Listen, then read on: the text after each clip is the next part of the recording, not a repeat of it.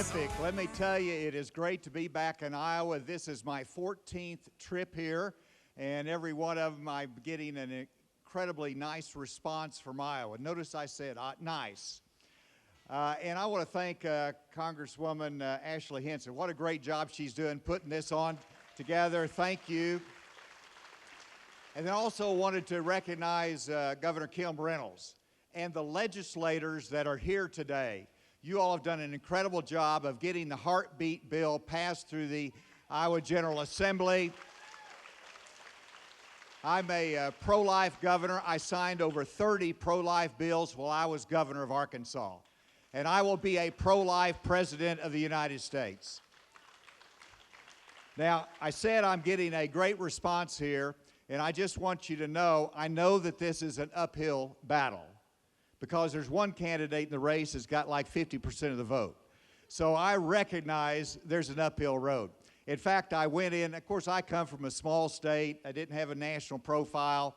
I did my work 8 years as governor, but I went into a restaurant here in Iowa and shaking hands, and I came across this lady, and I said, "Hey, I'm Asa Hutchinson. I'm running for President of the United States."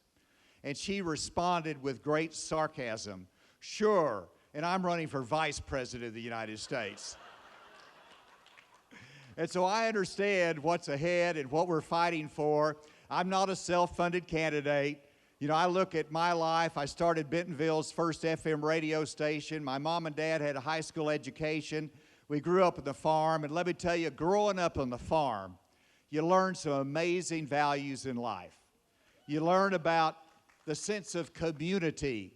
You learn about faith in God because farmers know you're not in control. You learn about helping your neighbors. You learn about hard work and responsibility. I learned about cleaning out chicken houses. I learned about breaking the ice when the cattle needed to have water. And growing up in that environment and through education, having the opportunity to go to college, Bob Jones University, to go to law school. This has been an amazing opportunity that I've had in life. And you look at why I'm running for President of the United States. And I'll tell you very simply, because of Biden's failed policies. He has failed us on our border security. He's failed us on our energy policy, where he's produced less versus more. He tried to go all green rather than all in with energy supply. Whenever you look at his spending, he has wasted the federal government in spending programs that gave us high inflation and gave us high interest rates. And as a farmer, you know that means a higher cost for your machinery. It means the fertilizer cost is going up and your revenue is staying the same. And so this economy is not working for us in Iowa, and I understand that. I look at his failed policy and the way he came out of Afghanistan. I look at the fact that he has weakened us on the international stage. So I'm running for president because I want a pro-growth energy policy in the country. I want to be able to support our values of life. I want to make sure that we control federal spending. These are important to us. But another area that President Biden has failed us is that he has diminished respect for the rule of law in our country. And the fact is that there is less trust about our criminal justice system today than there was yesterday, before his administration. And it means something to me because the rule of law has meant something all through my life. I was a young United States attorney, appointed by President Reagan, the youngest in the nation. And I had to confront a terrorist group in the hills of northern Arkansas. They were armed. It was an armed encampment. They had committed murders and violent acts. We had SWAT teams from 5 different states. They refused to surrender. The FBI asked me to help negotiate their surrender. I assisted in that. They surrendered after 3 days. I prosecuted them in court on racketeering charges. I understand the rule of law and the importance of it. I appreciate those in law enforcement and how they've served our country. You fast forward, when I go to the Congress of the United States, I was asked to be an impeachment manager against President Bill Clinton. And I took on that responsibility when I first said, no, I don't want to do that, because he was the president for my home state. And I said, I can't get reelected if I do that. And then I thought about my oath to the Constitution of the United States of America. And I said, I will take that responsibility. I prosecuted him for obstruction of justice because I believed in the rule of law. President Bush asked me to head up the DEA because I believe in the rule of law and our justice system. And I worked with President Vicente Fox in Mexico to go after the cartels successfully at that time. And I understood the challenge of methamphetamine in our communities. And then 9/11 attack occurred in our country. And I was asked again to go over set up the largest government reorganization since the Pentagon was created. And I knew that we need to enforce the law and use the law to protect our country from terrorist activities. I've met challenges in our country. As governor, we had protests all across the country after the George Floyd murder. And whenever we had those protests, many of them turned violent. In Little Rock, Arkansas, there was no exception. I saw violence in the street, buildings being burned, the Capitol being threatened, and I said, enough is enough. And so I took the state police, and I took the National Guard, and I said, we're going to enforce the law. And whenever we did that, we arrested people, 70 people that night, and guess what happened? The violence stopped.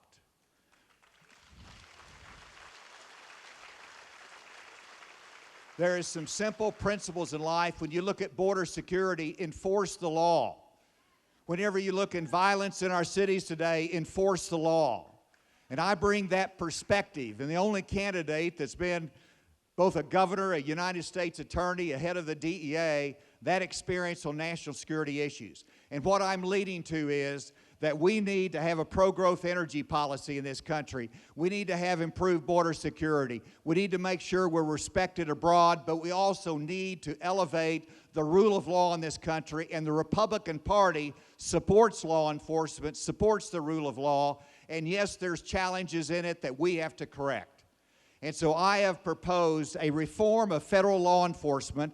I announced at the National Press Club in which we would pull the jurisdiction of the FBI away from drugs and give it to the DEA. We would shrink their responsibilities, hold them accountable. We would make sure it was transparent and Congress had oversight of the FBI. We would bring them within the Department of Justice so they're not operating their own. And yes, I would get a new Attorney General that would enforce the rule of law in a way that's fair for our country.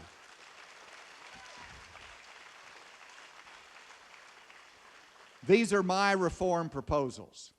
And so I just wanted to emphasize today from my heart that we are a party that believes in our justice system, but we want it to work fairly and we want it to work rightly for the people of our country.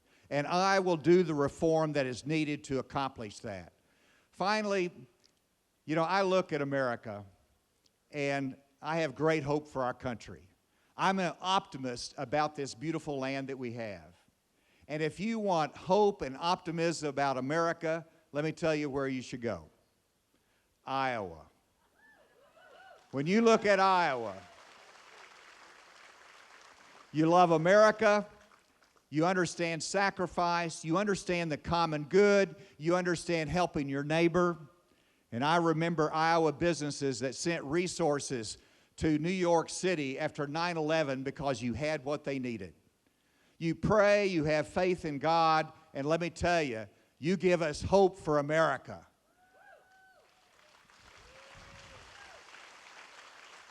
I'm running for president because I can bring change. I have the experience that is needed to address the challenges that we face, and I know that America has its greatest days ahead.